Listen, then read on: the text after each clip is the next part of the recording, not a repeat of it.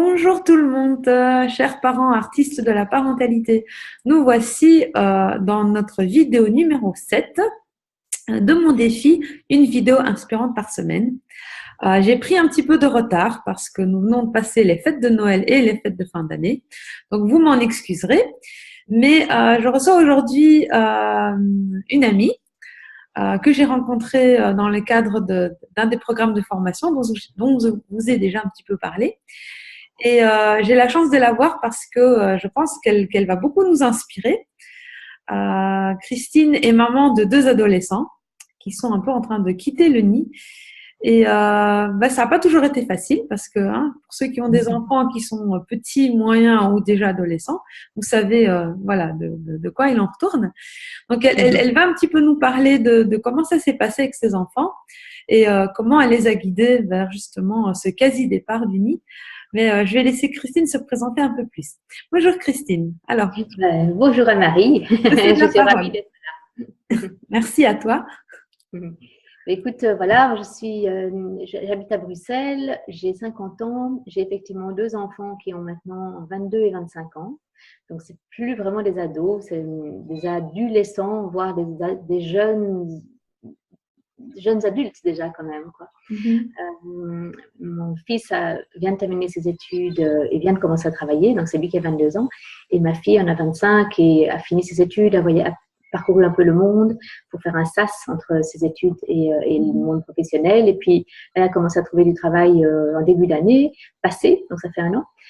Et elle a déménagé au mois de mai l'année passée. Donc voilà, C'est tout récent alors. Voilà.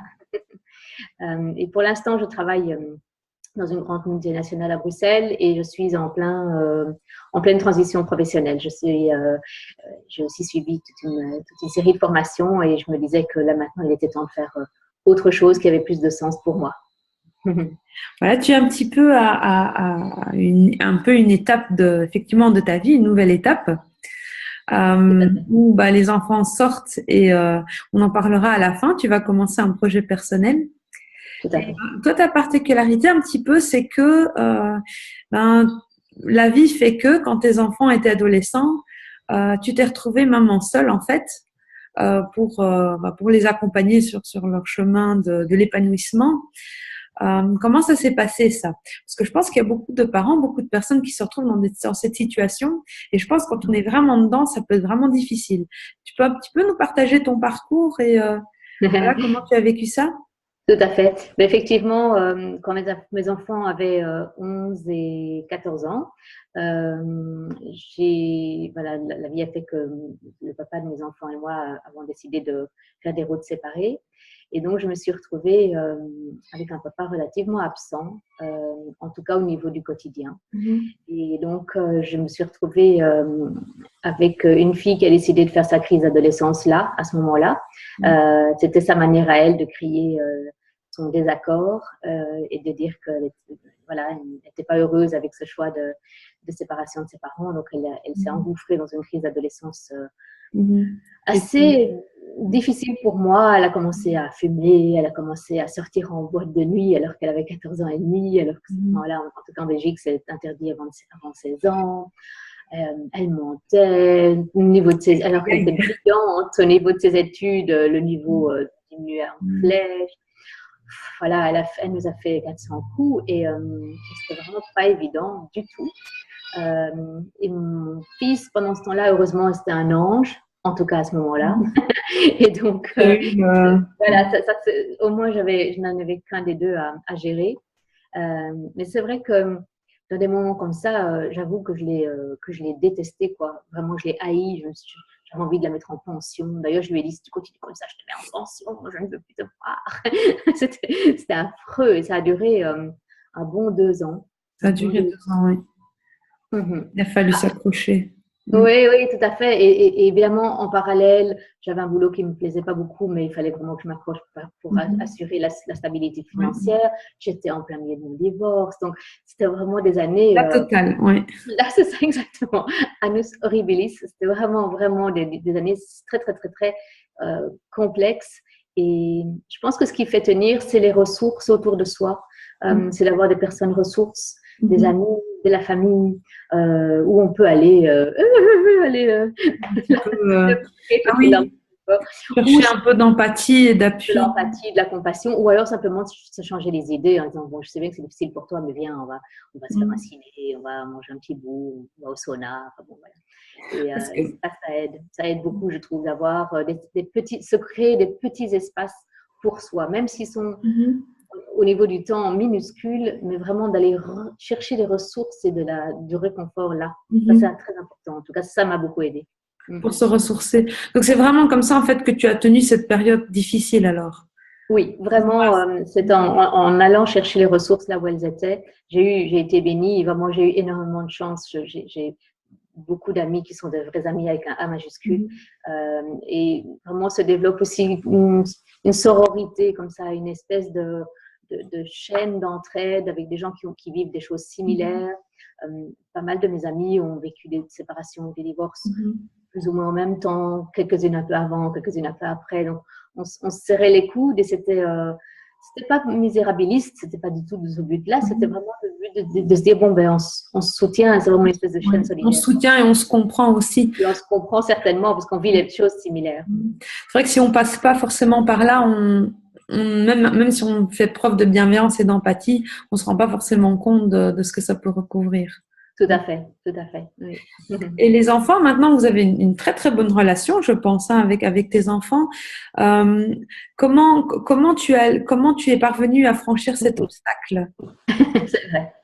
Oui, je crois que je crois que tout au fond de moi, je savais qu'on traverserait, quoi, que c'était une période initiatique pour chacun et qu'on parviendrait à traverser les turbulences. Donc moi, j'avais, bon, parfois c'était vraiment très très caché au fond, mais mais je savais bien que quand même on y parviendrait. Et j'ai toujours eu confiance dans la capacité de résilience de mes enfants aussi. Je pense que si on a aussi confiance si on diffuse des valeurs de respect, oui, vraiment ce respect mutuel qui n'est pas évident lorsqu'on a des ados qui sont en pleine crise, mais si on leur dit, écoute, là, c'est pas une manière de me parler, je comprends ce que tu dis, mais la forme n'y est pas, ok sur le contenu, mais ça va pas aller voilà, de communiquer. Ma fille, par exemple, elle avait du mal à communiquer, donc on n'était pas d'accord, elle partait en vrille, elle criait, puis elle tournait le dos, elle claquait la porte, et puis la communication était terminée. Dans ces moments-là, je laissais faire, et puis je retournais vers elle après, une demi-heure, quand la mousse était descendue. Ouais. Sans forcer, c'est ça de. Sans forcer, mais surtout en gardant toujours Ça, c'est pour moi ce qui était le plus difficile, c'est vraiment de garder le rôle de parent. Donc, de ne pas essayer de faire alliance pas faire copine-copine, parce que je n'étais pas sa copine, j'étais sa mère. Donc, j'étais vraiment toujours la gardienne de la loi, la gardienne de l'ordre, la gardienne des valeurs. Euh, alors que moi-même, j'avais un émotionnel Ah qui ouais, allait dans ouais, tous ouais. les sens. Ça, c'était vraiment pas toujours facile, mais je pense que voilà, c'est parler, parler, parler, parler, et quand c'est pas le moment, de pouvoir reconnaître que c'est pas le moment, de faire un pas en arrière, et voilà, Mhm. et d'y retourner, quoi. Avoir cette humilité aussi et cette distance de se dire, OK, je sais que j'ai raison, Oui, je crois aussi avoir raison, mais de laisser au moins cette distance, le temps que ça se calme un petit peu, que la mousse reprenne exactement. toute seule et puis ouvrir le dialogue après à ce moment-là. Tout à fait. Garder le dialogue ouvert, même si parfois on mettait en mode pause, et puis hop, on remettait play, et puis on recommençait à dialoguer. Je pense que c'était important. Et puis aussi que mes enfants sachent, parce que moi aussi, j'ai eu des moments où je perdais un peu les pédales, où je partais dans l'émotionnel, de la colère, Oui, on est tous humains, hein. voilà. Et Si bienveillant qu'on est, ça peut arriver évidemment à tout le monde. donc, je ne suis pas du tout une sainte, je ne me mets pas du tout sur un piédestal, loin de là. Mais je pense que le fait qu'eux puissent avoir vu que voilà, j'avais des difficultés, je leur disais, écoutez, pour le moment, ce n'est pas facile, il y a ça, ça, ça, ça, ça, notamment financièrement. À un moment donné, je me suis retrouvée surendettée. Et je me souviens d'un exercice que j'avais fait avec mes enfants qui disaient, mais enfin, qu'est-ce que tu fais de tout ton argent? Ils savaient que je gagnais relativement bien ma vie. Et mon fils m'avait un jour dit, mais maman, qu'est-ce que tu fais de ton argent? Et là, boah, je me suis dit, OK, alors je les ai assis tous les deux et je leur dis, toi, Sacha, donc mon fils, je lui dis, écoute, toi, tu es très doué en calcul mental, tu vas nous faire le calcul, d'accord? On va dire, pour dire quelque chose, que je gagne 1 000 € tous les mois, d'accord? Ce sera plus facile comme ça. OK. Eh bien, il y a déjà 300 € qui partent pour la maison. Ah, bon, on n'a plus que 700, d'accord. Alors, il y a, je sais pas, j'invente, mais 150 pour les assurances. OK, il y a combien? Il reste ça. OK. Et maintenant, on va manger. Il va autant, d'accord. Et maintenant, on va… Et là, à un moment donné, il disait, mais maman, on est déjà à moins 100. Je dis, très bien. Alors, avec ça, on n'a pas encore payé l'école. Et pareil avec ça, on n'a pas encore payé ici. Mais maman, avec tes 1 000 €, on est à moins 300. Je dis, oui, c'est comme ça tous les mois pour l'instant. Donc, vous comprenez que quand je vous dis ce n'est pas possible, c'est que je ne les ai pas. On est déjà dans le négatif. On est déjà et, et ce truc a dû les marquer tellement, parce que quand maintenant, parfois, je dis, écoutez, bon, ce mois-ci, les gars, on va y aller mollo, parce que voilà, c'est un mois un peu lourd. Eh bien, régulièrement, mes enfants me disent, ça va, même, t'es sûre que, enfin, t'as encore assez de sous?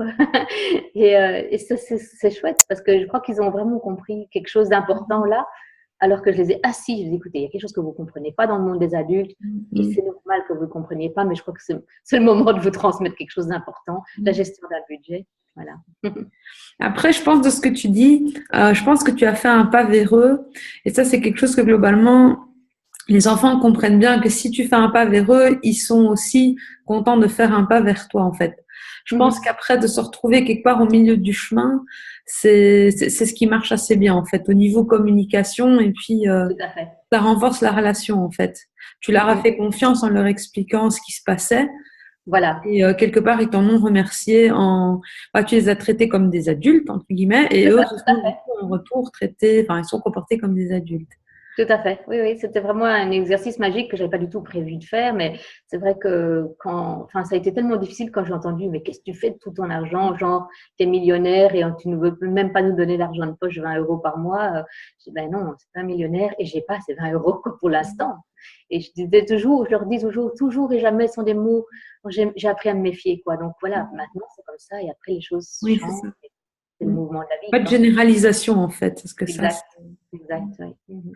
Donc, le conseil qu'on donnerait aux parents, ce serait de pas, surtout au niveau des adolescents, mais je crois que ça marche déjà chez les enfants assez petits, finalement, de leur expliquer, de vraiment pas hésiter à s'asseoir autour d'une table ou ailleurs, mais voilà, quand il y a un souci, de pas dire voilà, c'est nos problèmes, c'est pas les vôtres, parce que finalement ils sont impliqués aussi de façon directe ou indirecte, mais effectivement d'essayer de leur expliquer, et ils comprennent ce qu'ils comprennent selon l'âge, mais effectivement ils se sentent responsabilisés, et voilà, ça peut finalement aider tout le monde, dans le parent qui sent qu'il a tout le poids sur ses épaules, et l'enfant qui finalement il voit quand même un peu plus clair, même si peut-être il n'a pas encore tout compris. Tout à fait. Jeune, mais il peut quand même comprendre une bonne partie de ces choses-là. Oui, tout dépend du vocabulaire qu'on utilise et du contexte qu'on y met, mais c'est vrai que je pense qu'on peut expliquer à tout âge des choses par moment, et par moment, c'est pas le moment. Par exemple, si par exemple il y va de la sécurité de l'enfant, parce que c'est comme ça, tac, on clôt la chose. Après, on peut y revenir et on explique. Et, il ne faut pas commencer on l'attrape par le doigt et on dit maintenant tu arrêtes de faire ça. Après, on peut expliquer, mais enfin voilà, il y a un temps pour tout, je pense. Mais c'est vrai qu'expliquer les choses, c'est très important. Et tu m'avais parlé aussi pour toi, on avait échangé comme ça quelques mots, et tu m'as parlé de ta mission parentale. C'était quoi, tu m'avais dit, ta mission parentale? Parce que c'est vrai, moi je vois ma mission parentale comme amener des enfants et puis des adolescents à l'âge adulte et à l'autonomie. Donc pour moi, c'est vraiment comme ça que je vois ma mission de parent, c'est de les amener à l'autonomie. Et c'est vrai que quand ils sont encore ados ou encore un pied dans l'enfance, ils n'ont pas du tout envie d'être autonomes et ils n'ont pas du tout envie de faire l'effort, parce que c'est quand même un effort de traverser quelque chose, de se transformer. Et il y a des moments où ils n'ont pas du tout envie. Donc, un ado qui dit « Oui, Emma, de toute façon, j'ai tout compris, tu n'as rien à me dire. Peut-être, mais tu vis encore sous mon toit, tu as encore besoin de mon argent pour manger, pour te loger. Donc, quelque part, tu n'es pas encore totalement autonome. Oui, tu peux faire tes sorties, certes, dans une certaine mesure, tant que tu réussis tes études. Enfin bon, il y a une espèce de dialogue continu. Mais moi, c'est vrai que c'est comme ça que je vois. C'est très, très personnel, hein, mais je pense qu'amener des jeunes à l'autonomie, puis de voir qu'ils ont compris les choses, qu'eux-mêmes se prennent en main, qu'ils ne se mettent pas en danger, quand ils commencent à être salariés, ils commencent à mettre un petit peu d'argent de côté pour faire un petit peu d'épargne, pour anticiper le jour où il arrive voilà, un accident ou quelque chose qui est imprévu. C'est pas drôle parce que quand on se dit voilà, tout ce salaire, on a envie de le dépenser tout. Et en réalité, en fait, malheureusement pas. Il n'est pas que pour le quotidien, il est aussi pour l'anticipation.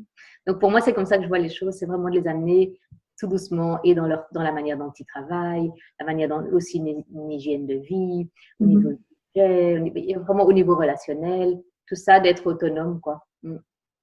Et à ce niveau-là, ta mission est atteinte, hein, je pense. Oui, Je crois que tu essaies de… Ma fille, donc je disais, elle a 25 ans, elle vole de ses propres ailes, elle a un boulot qui lui plaît, elle a fait des études qui lui plaisent beaucoup, elle a trouvé son boulot idéal, elle a une relation avec un petit ami adorable, elle a plein d'amis, enfin, bon voilà, donc elle est partie, bah, évidemment, je reste toujours sa maman jusqu'à mon dernier souffle, quoi, c'est ce que je lui ai dit au début, je sentais qu'elle partait, mais qu'en même temps, il y avait une espèce de réaction comme si elle retournait en enfant. Je dis, mais c'est quoi ces réactions? Je me suis rendu compte qu'elle avait peur, en fait, quelque part de quitter. Et donc, je lui ai laissé un message vocal. J'avais essayé de la joindre par téléphone, elle n'avait pas pris le téléphone. Donc, je lui ai laissé un message vocal en lui disant, écoute, si c'est de ça que tu as peur, dis-toi que je suis ta maman jusqu'à mon dernier souffle. Donc, tu ne mourras jamais de faim tant que moi, je suis là. Et tu auras toujours un toit, même si ça veut dire un matelas et un sac de couchage dans le dressing. Mais tu ne seras jamais à la rue et tu n'auras jamais faim. Donc, si c'est ça ton souci, vole et t'inquiète surtout pas, aie confiance en toi. Ça l'a rassurée alors. Ça l'a rassurée. Du coup, après, il y a eu vraiment comme quoi, hein. un gros changement, comme si un différentiel avait sauté et que hop, elle était partie. Même les grands bébés, on a tout de suite trouvé son boulot, vraiment son boulot de rêve. Comment? Des petits soucis techniques, des petites coupures, mais c'est pas très grave. Des micro-coupures, oui, c'est vrai. Mais bon, voilà. Donc, je pense que oui, effectivement, mission réussie. Mission réussie à ce niveau-là, en tout cas. Donc là, maintenant, c'est le temps pour toi. On avait un petit peu… On va pas garder trop longtemps nos lecteurs et nos youtubeurs, mais juste en quelques mots, du coup, voilà, ils sont partis vers l'autonomie. Et ce qui maintenant, toi, ça t'a donné la possibilité d'avoir une toute autre réorientation professionnelle, en fait, et de partir sur un projet à toi. Oui, absolument. Donc, en fait, moi, j'ai toujours été salariée, j'ai toujours travaillé pour des multinationales. Et comme je disais en début d'entrevue, j'ai vraiment envie de faire tout à fait autre chose qui donne plus de sens à ma vie, qui contribue plus à la société, aux communautés. Voilà. Et donc, je me dirige vers des choses d'un ordre totalement différent. J'ai décidé de quitter la boîte pour laquelle je travaille et où je travaille depuis 20 ans. Donc, ça me donne cette liberté, en fait, de savoir que mes enfants sont OK, que je peux maintenant commencer à penser plus à moi, pas en termes égoïstes, mais en termes voilà, que j'ai plus d'énergie et plus de temps pour faire des choses différentes quoi, maintenant. Oui. Donc, pour tous les parents qui ont l'impression qu'ils traversent le désert, c'est une bonne nouvelle, il y a une fin. Tout à fait. Traverser du désert, malgré toutes les difficultés. Et puis voilà, il y a moyen d'après de retrouver de l'énergie pour soi. Et une fois que les enfants sont partis, pas forcément obligé d'attendre qu'ils partent non plus, mais selon les fins de vie de chacun, voilà, il y a moyen de rassembler après son énergie quand ils sont plus autonomes et de refaire quelque chose vraiment pour soi, en tout cas qui donne vraiment sens pour soi et moins dans l'esprit familial, mais plus l'esprit individuel. Je crois que c'est un beau message parce que des fois, moi j'ai mon petit, il est tout petit et on se dit aïe, on est à l'auberge. Je suis partie pour 25 ans. Oui, plus que 25 ans. Mais voilà, je pense que c'est un beau témoignage où quand on se dit combien de temps est-ce qu'on va tenir? Je pense qu'il ne faut pas penser en ces termes-là, mais de se dire voilà, tout est temporaire. Ça, c'est quelque chose qui revient dans c'est vrai. Dans ton discours aussi. Les bonnes choses, les moins bonnes choses, mais en tout cas, tout est temporaire et il faut même en profiter tant qu'on est là. C'est vraiment des moments de sa vie qui ne reviennent pas en boucle. Et après, c'est vrai. on arrive au bout du tunnel à une certaine libération aussi et on reprend de l'énergie et on repart. Et voilà, sur une autre vie aussi. Il y a une vie après les enfants. Voilà. Les enfants sont toujours là. Hein. Je dirais qu'il y a une vie après le parent normatif. Et, voilà. On est vraiment dans l'éducation une fois qu'ils Voilà, exactement. Dans l'éducation, c'est vrai que ça a une fin. Quand eux-mêmes, voilà, comme j'aime bien l'idée de déployer leurs ailes et de partir comme ça. Quoi. Mm. Mais c'est vrai qu'on restera toujours leurs parents et heureusement. Ah, mais oui, quand même. Ben oui. Est-ce que tu aurais juste, pour terminer, juste un petit conseil à donner à nos parents alors? Ben, je pense qu'il est double de ce que je disais un peu plus tôt, de toujours utiliser des personnes ressources tierces. Parce que parfois, le parent même, ça vient du frontal avec les enfants, surtout quand ils sont ados. Il y a des moments où la communication n'est plus possible pour mille raisons. Et c'est intéressant d'avoir une personne tierce qui est une personne ressource pour les enfants. Ça peut être un tampon, une tantine, une grande copine, la maman de quelqu'un qui est leur... Et alors, ben, on passe via. Et ça, c'est vraiment, je pense, très important. Et puis, pour moi, le bâton magique, c'est vraiment la communication, quoi. Garder les canaux de communication ouverts, toujours et toujours et toujours. Même si, effectivement, il y a des moments où c'est plus difficile, même quand on a l'impression que la communication est à l'arrêt.